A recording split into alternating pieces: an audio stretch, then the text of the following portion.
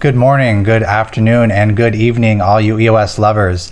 I couldn't stay away for very long because there is so much happening on EOS. Today, I'm going to share with you Poloniex adding EOS to its markets. I'm going to share with you Eva, a new ride-sharing app. Brendan Blumer and Dan Larimer both talk about their future plans for EOS. And we're going to cover staking. So with all that being said, I bring you EOS Mega Update, Volume 6.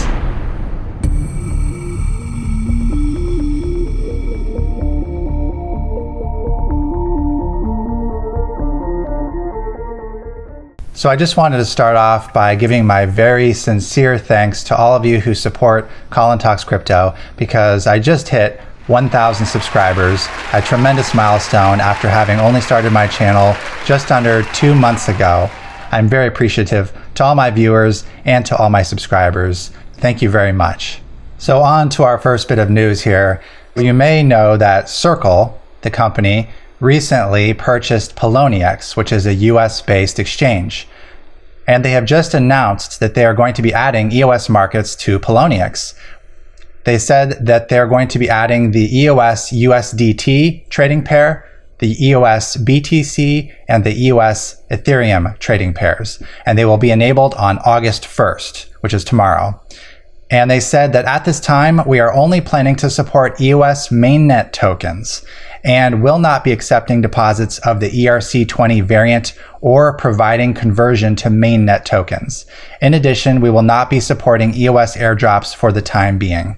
So it makes total sense. Obviously, they wouldn't be supporting the EOS ERC20 token because that's a frozen token and it was converted to the EOS mainnet tokens. But it is important to note that if you do have any EOS on Poloniex, you will not be receiving any airdrops as of this time. And I think that's very important to know. So it's awesome that they're adding trading volume to EOS. Having more exchanges only increases the volume and the liquidity of EOS. So it's tremendous. But personally, I would not keep my EOS on Poloniex for any extended period of time, only because of this last sentence here, that they will not be supporting EOS airdrops for the time being. That's always subject to change. Next up, we have Uber and Lyft competitor, Eva. And this is their Twitter account, Eva Co-op. And here's their website. It says, Eva is a cooperative ride-sharing application based on blockchain, on the EOS blockchain. We'll look at that. Become an Eva Co-op member, rider member, driver member, support member. So it looks like a similar model to Uber. However, as we know in EOS, the incentives are more aligned because when we get tokens, we not only use the tokens for the service, but we own a stake in this company. So suddenly the riders become incentivized to improve or share the service because they want their token value to go up. So this could very well be the future of Uber and Lyft. And here's a little summary of how it works. It says, get 85% of each ride. And I don't know what the rates are for Uber or Lyft, but it says Eva offers the best profitability rate on the market. So they're obviously giving you a better rate than you would be getting with the other alternatives, which is great because you definitely need to innovate to make people have a reason to migrate over to this service. So even someone who doesn't know anything about blockchains doesn't need to know anything about blockchains. All they need to know is that they're going to make higher profits using the Eva ride-sharing service. And here's a little screenshot of the app. So it looks very user-friendly, very simple. So that's going to be very cool. Looking forward to the Eva app on EOS. All right, so now moving on to some meat and potatoes. There's a lot of proposed changes that I think we're going to be seeing in the near future on the horizon for EOS, based on all the communication we're getting from Dan Larimer and Brendan Blumer on the subjects of everything from the Constitution 2.0 to removing the 4% worker proposal, to getting staking rewards for staking your tokens, and to trading CPU and bandwidth. So these are tremendous changes. And so it really looks like EOS is evolving quite markedly. So this is exciting. It actually looks like it's getting better and better for holders and for users. And I think that they're just ironing out things that they only could see in a live ecosystem as it's operating. So first up, we have a tweet from Brendan Blumer, and he says, "We are proposing a removal of the 4% inflation for worker proposals, along with the distribution of network trading fees to EOS voters. This can more than offset the inflation cost of running the network and grow as more services are added." So this has huge implications. First of all, note that it says proposing, so it's not set in stone. Anything is subject to change at this point, but it is interesting to see what is going through the minds of the creators of this blockchain, essentially. So what is this 4% worker proposal inflation? So as we know, every year there's a 5% annual inflation on the EOS network, and 1% of that is allocated to block producers, and 4% of that has been allocated and just accumulating in an account which is supposed to go toward proposals for workers, people who get things done for EOS, who contribute to the ecosystem, things of that nature. And so what this is saying is they're going to actually remove that. And right now, currently, there's over 2 million EOS just sitting in this account unused, and it hasn't been used yet. So in effect, what this is going to do is change EOS from a 5% yearly inflation to I think 1% yearly inflation for BPs only. And that's tremendous because that's diluting each of our tokens that much less, and therefore allowing the value of our tokens to grow that much more as adoption increases. So the other part of this tweet that's important is it says, along with the distribution of network trading fees to EOS voters. So what kind of network trading fees will this account for? Well, it's going to account for account name auction fees. It's going to account for bandwidth trading fees, for CPU trading fees, and for RAM trading fees. Those 4 fees are all going to go toward users who are staking their tokens and who are voting, apparently. So this is good for a lot of reasons. It encourages voting because you get rewarded for staking tokens. And up until now, users didn't have an incentive, and actually they had a disincentive because it cost their time to research who to vote for. So now there's a reward. If you vote, then you get a cut of these various trading fees. And I think that could add up a lot. And Brendan hints at that in this other tweet where he says that we will send all network fees to the EOS voters, and as the network adds more services beyond RAM trading and name auctions, the voting rewards will further increase. And I think what he's hinting at here is the CPU and bandwidth trading that Dan is currently thinking about.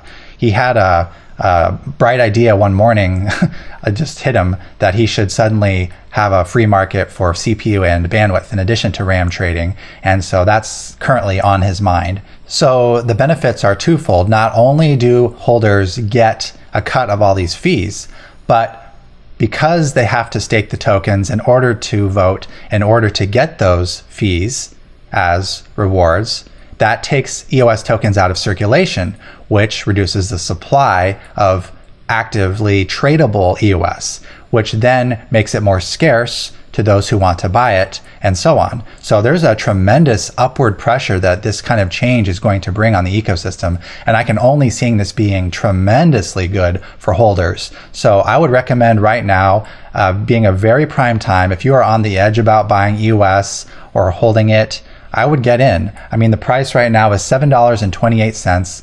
I don't see it going a lot lower than that. I feel like we are at the bottom of the overall crypto price correction, and I think we'll be sitting here for another several months before the price starts to go up. But I think that you will be very happy holding EOS when the next bull market hits because of all these changes. And when people get hyped up and on the bandwagon about holding EOS so that they can get these rewards, you want to have been in the market already so that you're rising to the top with all the purchases after you. You don't want to be FOMOing and chasing the tail of the EOS dragon.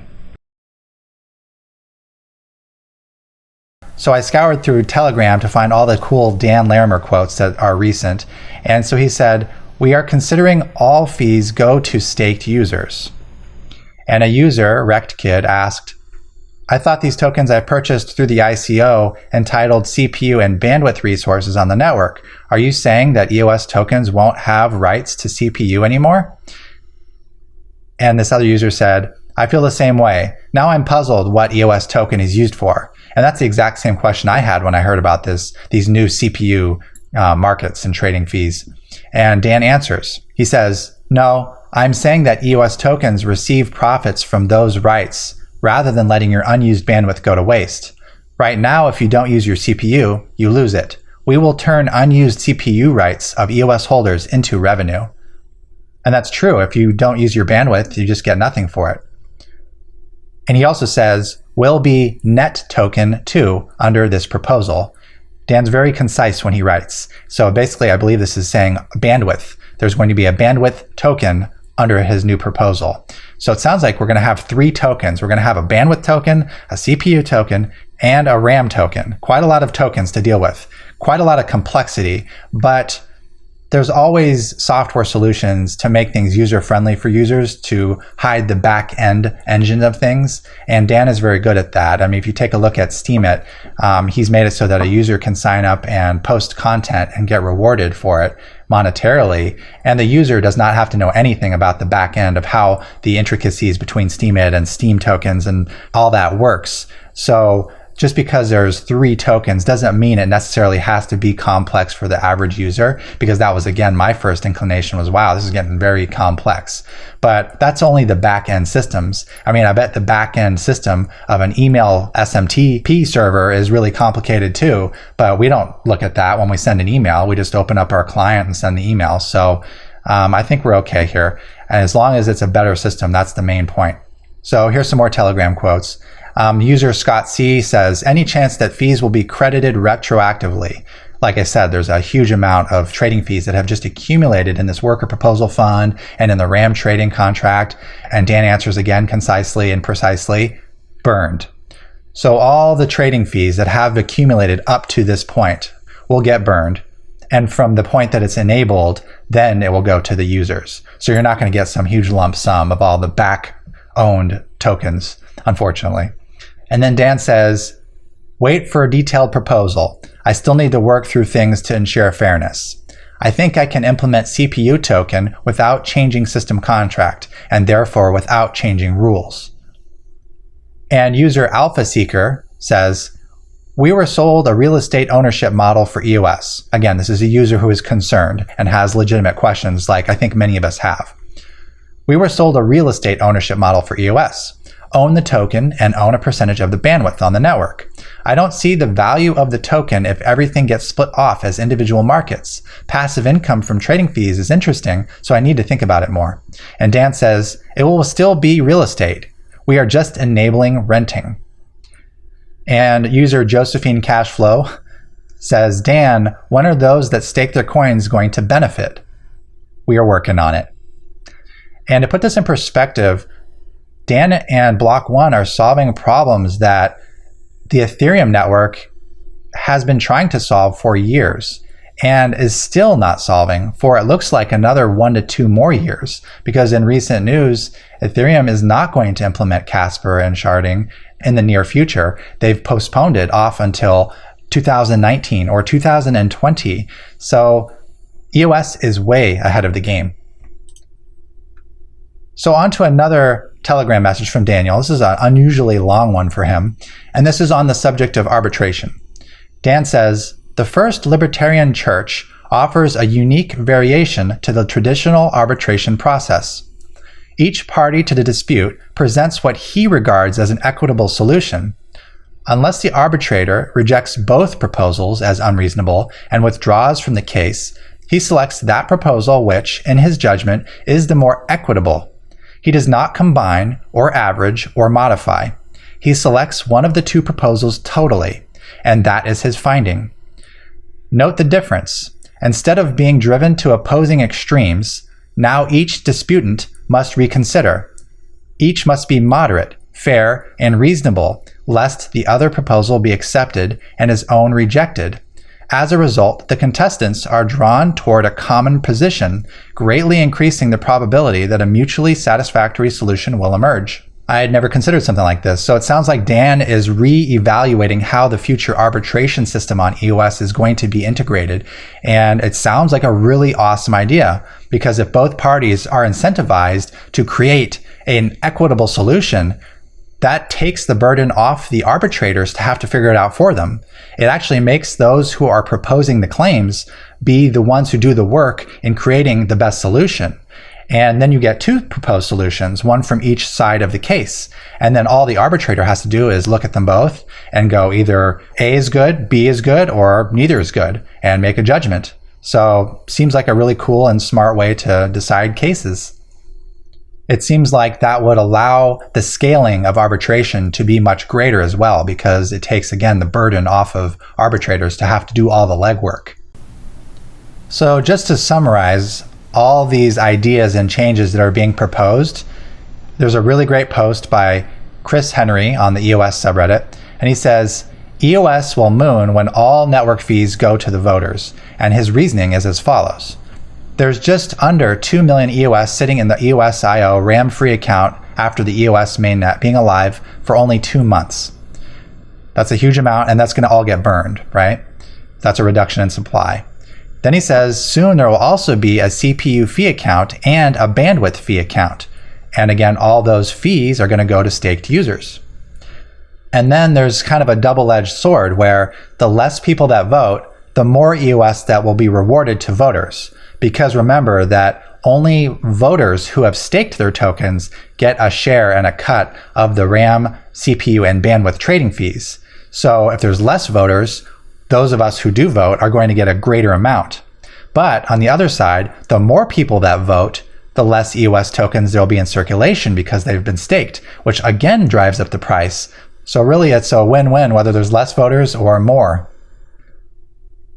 Okay guys, and I'm going to end off with sharing a cool couple of resources. So this is allthingseos.com, a simple list of live, usable, and tested EOS tools and projects. And it just got started, but there's a ton of stuff on here, very neatly organized, very organized. And we have getting started, project directories, block producers and voting, all these services and sites devoted to that, live dApps, explorers, games, developers, account management, airdrops, block producer tools, air grabs, wallets, sites that help you find jobs. And this is all listed in a massive directory on allthingseos.com.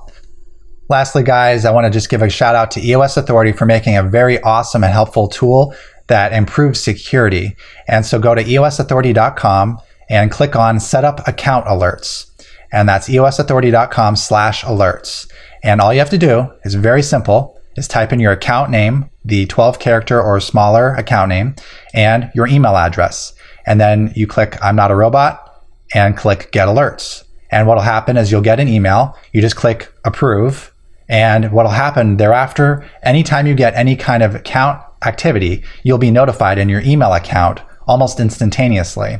And it's been working really well for me. I get all the airdrop information right away, because who has time to sit there and refresh their account just to see if something's happened? You know, you might not even catch something that happened, unauthorized transactions. You'd find out 7 days too late and there's nothing you can do about it. Well, with this service, you'll be notified the moment something happens. So if you have your token staked, for example, it takes 3 days to unstake tokens. And so if you got a notification within 2 minutes of someone unstaking your tokens, you then have time to act and secure your account. So this free service, completely free, is, I think, vital. I think every user should be using this to add another dimension of security to their EOS accounts.